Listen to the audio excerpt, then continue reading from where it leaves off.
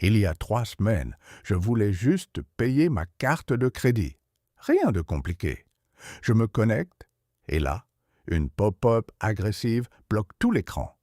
Actualisez votre revenu annuel pour une meilleure expérience client. Un petit formulaire tout mignon avec mon ancien salaire déjà pré-rempli. Juste une case à modifier. Pour mieux vous servir, qu'il disait. J'ai directement fermé cette fenêtre sans rien toucher. Pourquoi? Parce que je sais exactement ce qu'il cherche. Et croyez-moi, ça n'a strictement rien à voir avec mon bien-être financier.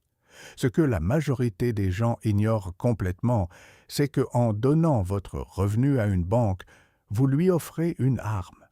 Vous lui fournissez gratuitement des informations qu'elle va utiliser pour façonner votre vie financière, pour prendre des décisions qui vont enrichir leur bilan, pas le vôtre. À chaque fois que vous remplissez ce petit champ anodin, des algorithmes invisibles s'activent instantanément. Des calculs complexes démarrent en arrière-plan. Votre profil client est silencieusement réajusté. Et vous allez en subir les conséquences sans même le réaliser. Les banques ont réussi un coup de maître psychologique. Elles nous ont tous convaincus que partager son revenu, c'est normal, évident, presque obligatoire. Elles glissent ces questions dans leur formulaire comme si elles vous demandaient simplement votre code postal. Elles envoient ces petites notifications bienveillantes déguisées en service premium. Tout est conçu pour rendre le processus tellement banal que personne ne se pose jamais 2 questions cruciales. Première question, pourquoi veulent-elles vraiment cette information? Deuxième question, qu'est-ce qu'elles en font concrètement une fois qu'elles l'ont obtenue? Les réponses à ces 2 questions vont probablement bouleverser totalement votre rapport aux institutions financières. Commençons par une vérité qui va vous énerver profondément. Dans la grande majorité des situations, les banques ne sont absolument pas obligées de connaître votre revenu. Aucune loi ne force les émetteurs de cartes à avoir cette donnée. Aucune réglementation n'exige que votre banque possède des informations fraîches sur votre salaire. Elles demandent simplement parce qu'elles veulent savoir, parce que cette connaissance leur permet de maximiser leurs revenus sur votre dos. Cette distinction est absolument fondamentale. Quand une information est légalement exigée, vous devez la fournir sans discussion possible. Quand elle est simplement demandée, vous gardez un choix total. Les banques floutent intentionnellement cette frontière parce que des clients bien informés prennent des décisions qui réduisent leur marge bénéficiaire. Repensez à votre dernière demande de carte bancaire. On vous a probablement demandé votre revenu annuel et vous l'avez probablement tapé machinalement sans y réfléchir à 2 fois. Pourquoi vous méfier? Ça paraît être une donnée standard. Toutes les institutions la demandent systématiquement. Mais laissez-moi vous expliquer ce qui s'est produit dans les coulisses à l'instant précis où vous avez validé ce chiffre. L'algorithme de la banque vous a instantanément classifié dans une catégorie précise. Votre revenu est devenu un élément central d'un profil digital qui va déterminer exactement comment vous serez traité. Pas uniquement si votre dossier sera accepté ou refusé, mais aussi quel taux d'intérêt vous allez payer réellement, quelle limite de crédit vous allez recevoir, quelles offres commerciales vont systématiquement apparaître sur votre écran et avec quelle intensité on va vous bombarder de produits supplémentaires. Décortiquons précisément ces mécanismes parce qu'ils sont aussi fascinants qu'inquiétants. Premier usage évident, la détermination de votre limite de crédit. Les banques exploitent votre revenu déclaré pour calculer combien de crédit vous accordez. Un salaire élevé génère généralement des plafonds plus hauts. En apparence, la logique tient debout. Quelqu'un qui gagne 150 000 € annuels peut théoriquement supporter plus d'endettement qu'une personne à 50 000. Mais voici le piège invisible que personne ne voit venir. Des limites élevées ne servent pas forcément votre intérêt financier. Elles vous autorisent simplement à dépenser davantage. Elles créent mécaniquement plus d'opportunités d'accumuler des dettes toxiques et elles multiplient les intérêts potentiels que vous pourriez cracher sur plusieurs années. Les banques le savent parfaitement. Les clients avec des plafonds généreux ont statistiquement tendance à maintenir des soldes impayés plus importants. Une limite à 30 000 € ne signifie pas seulement que vous pouvez techniquement dépenser plus. Ça signifie surtout que vous allez probablement le faire, effectivement. La banque ne vous offre pas une limite haute, comme une récompense sympathique.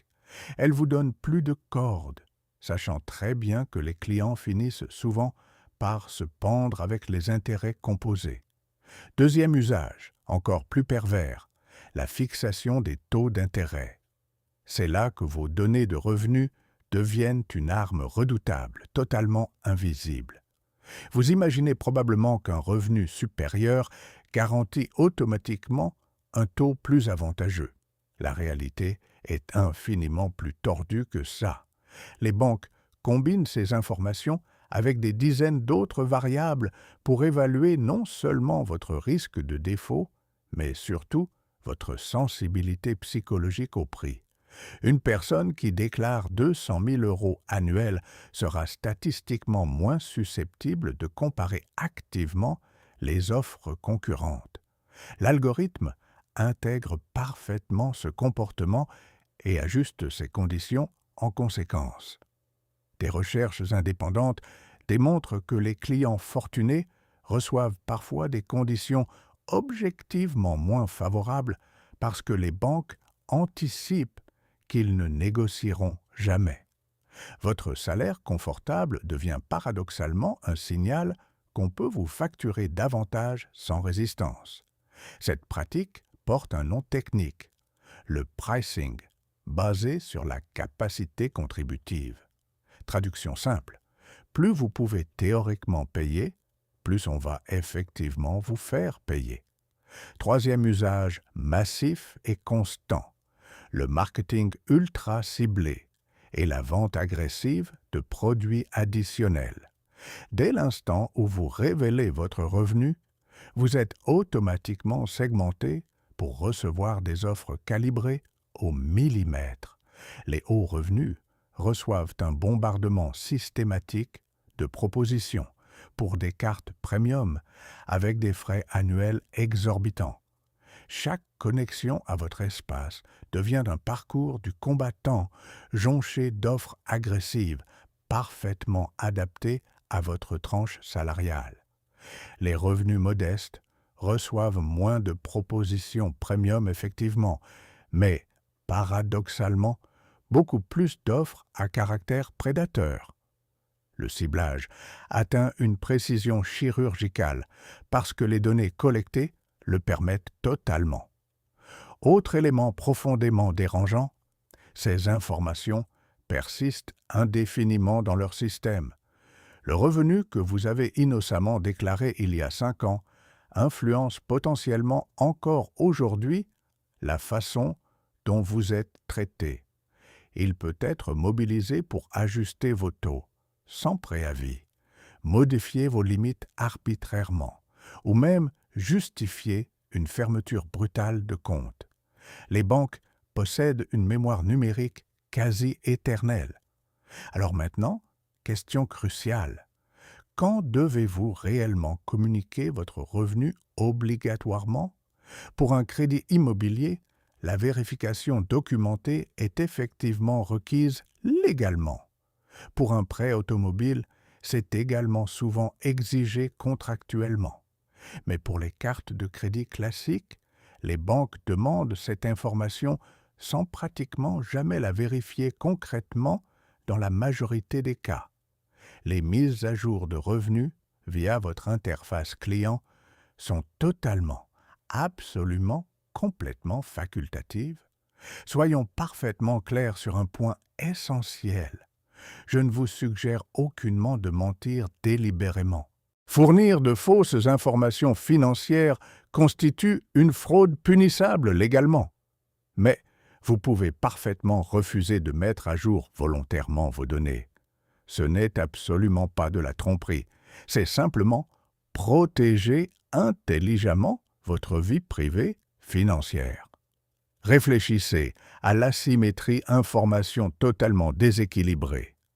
La banque accumule des gigaoctets de données sur absolument tous vos comportements, pendant que vous ne savez strictement rien du fonctionnement réel de leurs algorithmes décisionnels.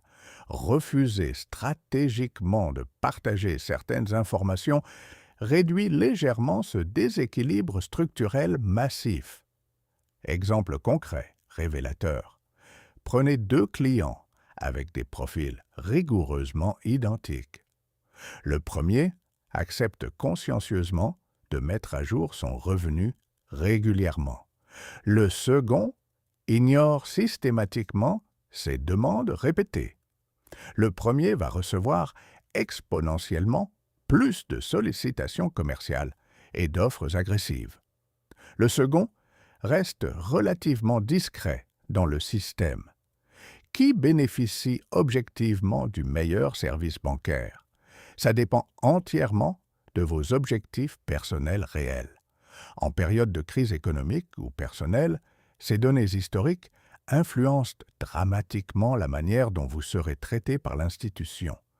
Moins vous avez fourni de données exploitables, plus la banque devra obligatoirement se baser sur votre comportement de paiement réel et concret. Et ce comportement factuel compte infiniment plus que n'importe quel chiffre théorique auto-déclaré. Cas réel vécu. Une amie freelance a mis à jour son revenu après une excellente année fiscale. Résultat immédiat.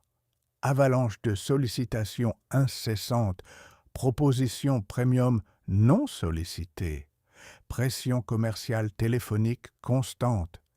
Elle a complètement arrêté de mettre à jour quoi que ce soit, et miraculeusement, tout est redevenu parfaitement normal en quelques mois seulement.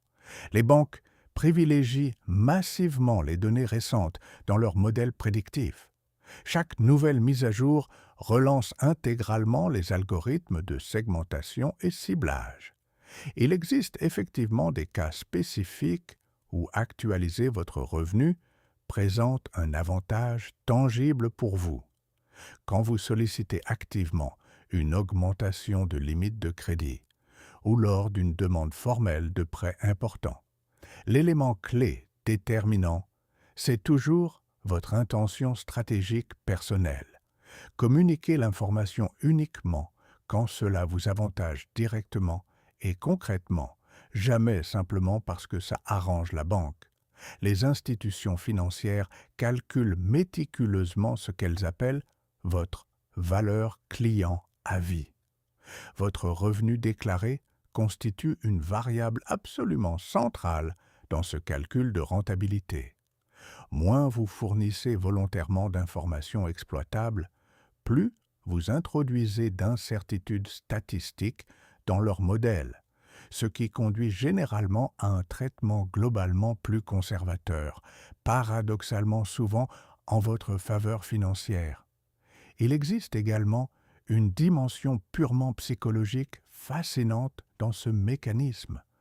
On nous a collectivement conditionnés depuis l'enfance à répondre docilement aux demandes institutionnelles. Refuser activement peut sembler étrange, voire transgressif initialement. Mais la réalité concrète, c'est qu'il n'existe strictement aucune conséquence négative réelle. Votre compte continue de fonctionner absolument normalement. Avec le temps et l'expérience, vous finissez par réaliser qu'énormément d'interactions bancaires apparemment importantes constituent en fait du simple théâtre institutionnel destiné uniquement à obtenir votre conformité passive. vous conservez toujours un choix réel. Recommandation pratique finale. Lors d'une nouvelle demande de carte, fournissez effectivement votre revenu, mais restez sobre et factuel, sans surestimer. Pour les demandes de mise à jour spontanée, ignorez-les systématiquement et totalement. Pour des demandes d'augmentation de limite, questionnez-vous honnêtement si vous en avez authentiquement besoin. Pour les prêts conséquents, fournissez uniquement ce qui est strictement et légalement requis. Au téléphone avec un conseiller, vous pouvez parfaitement refuser poliment mais fermement de communiquer ces informations. Principe directeur général applicable partout. Absolument toute institution qui collecte vos données personnelles le fait exclusivement pour son propre bénéfice commercial, jamais pour le vôtre. Minimisez systématiquement ce que vous partagez volontairement. Les banques ne sont pas intrinsèquement mauvaises ou malveillantes, mais elles cherchent légitimement à maximiser leurs profits actionnariaux. Comprendre lucidement cette réalité économique vous permet d'agir stratégiquement en conséquence. La prochaine fois que cette petite fenêtre apparaîtra innocemment sur votre écran, vous saurez exactement ce qu'elle cache vraiment, une tentative d'extraction de données fraîches pour optimiser leur marge, certainement pas votre expérience bancaire. Vos actions réelles parlent infiniment plus fort que n'importe quel chiffre déclaré.